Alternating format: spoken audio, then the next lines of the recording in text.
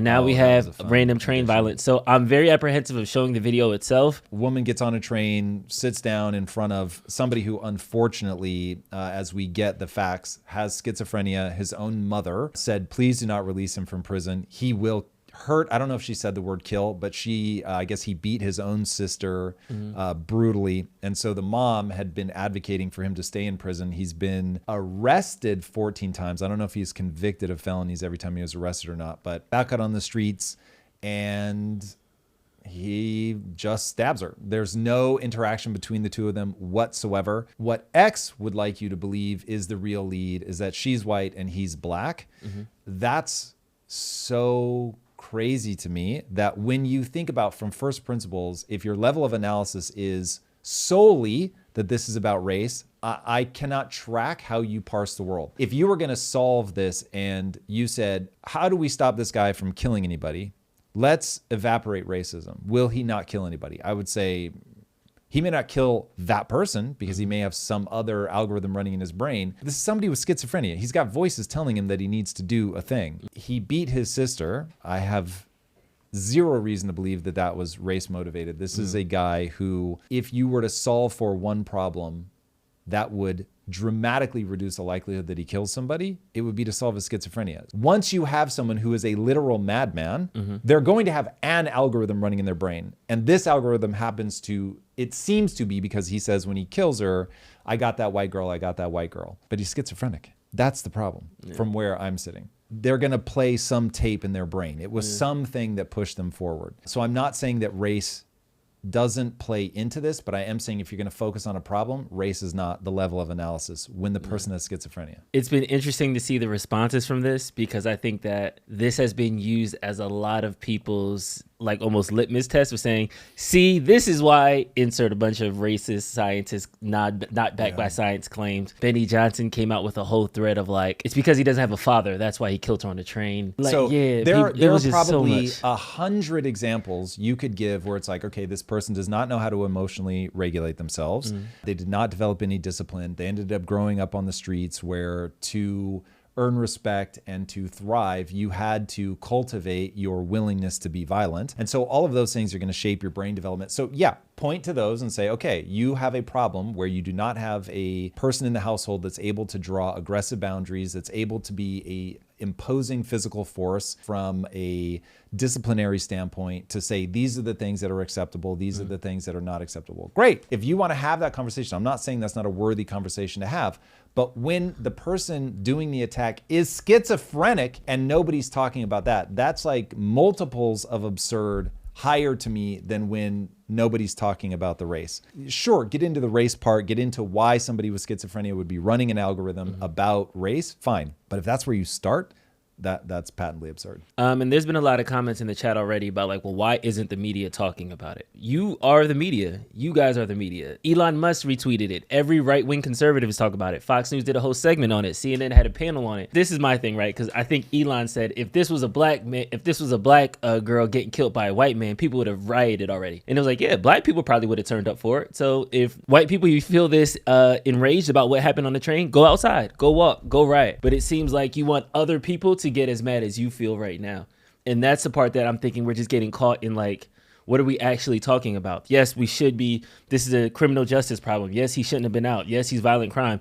Yes, it's not okay to stab white people on the train. Like, I know things that I think I don't have to say out loud. I feel like I now have to say out loud. You have to say them out loud right now. But on the flip side, it's like, yes, this is bad. We need to we should be mad about it. Yet you guys are mad about it. You're tweeting about it. Like, people are talking about it, but I think they want New York Times to release a full page 4-part article about it. And it's just like, why do you need that to validate that this is wrong, this is bad? I don't understand that lack of the media isn't doing it for me when the theme of the world since 2020 is the media doesn't tell you the full story of anything. That's a really good point. Yeah. And what I think we're witnessing is people are coming face to face. So I've talked a lot about volume and velocity of information. You are always going to have elites. The elites are always going to try and control the narrative. But we are now living in a social media era where you can't control the narrative. It's going to come at you from every direction. Now everybody's going to put their narrative forward. And what you see people pushing back against is they're seeing in real time that the New York Times is a narrative control machine.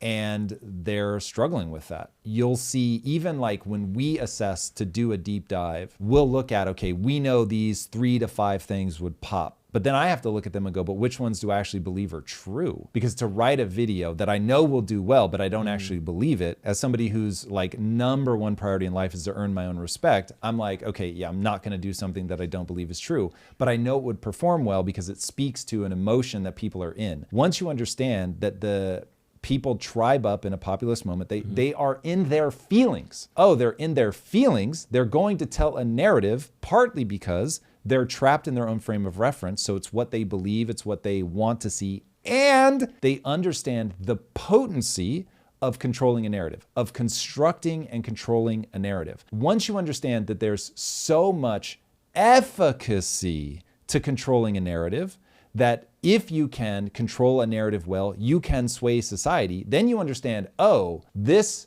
idea is so important that I need to control the narrative and I need to say the thing. So of course, on both sides, whether you're Benny Johnson or whether you're the New York Times, like you're going to cover it in one specific way. Watch how people cover the thing that supposedly is bad on their team to figure out, what are they optimizing for? Are they optimizing for team support, or are they optimizing for, they have an internal locus of like, this is what I believe to be true, and so I'm gonna push for this thing? Are they fair-minded and they're always trying to connect with the physics of the situation? They're trying to think of first principles. Like, watch how they build the bricks.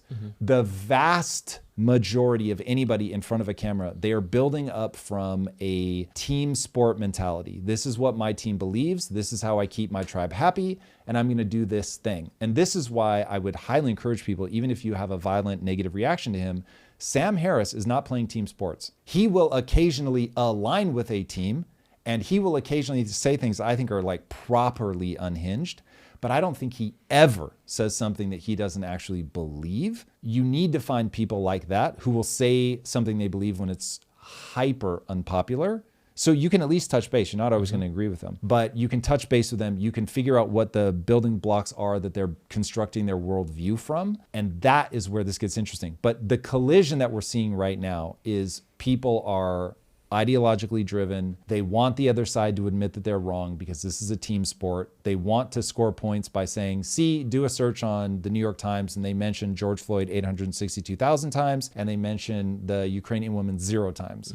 And for them, that's like a big gotcha. That is the setup. Like New York Times isn't going to suddenly be like, oh, actually, we're fair and impartial. But if you don't want to drive yourself crazy, don't waste any time. Everybody is spinning a narrative, period. Yeah. Racism is obviously a real phenomenon. It's what I call school of fish. For whatever reason, all salmon hang out with salmon, and maybe it's just as simple as mating, I don't know. But anyway, all salmon hang with salmon, all trout hang with trout, right? You just people group up in schools of fish. Yeah. So humans will cue off of visual cues that you're part of my tribe. And so given from an evolutionary perspective, being able to thin slice somebody very rapidly as either in-group or out-group would be incredibly important. So skin color is just this screaming alarm bell that this person is not in-group, out-group. Religion comes along, which would have been, just so late in human evolution. But from our perspective, it feels like it's been here forever. Religion allows you to convey a value system very rapidly through symbology. So I can wear a cross, you see my cross, and now all of a sudden it's like, I don't care that he's white or I don't care that he's black. Yo, we have the same symbol. We believe in the same God. So I've just imparted a value system to say you're in tribe, not out tribe, even though there's this visual representation that would otherwise make us believe. We have been living through this incredibly bizarre moment that did not start in 2020, but that was such a flashpoint that we can sort of pick up the conversation with BLM, George Floyd. And everybody was at home watching TV. So, which exacerbated everything 1,000-fold. Now you've got this, to your point about the Overton window beginning to shift. Like at first it was, you're a racist if you say anything like, wait, hold on a second, I don't see anything in the interaction between Derek Chauvin and George Floyd that makes me think this is specifically race related. Yes, he's white. Yes, he's black, but that would get shut down immediately. And I remember George Floyd was my awakening to that there was something going on. And I ended up spending 3 hours trying to come up with a 15-second post on it. Cause I was like, it felt so dangerous. Now what I see happening is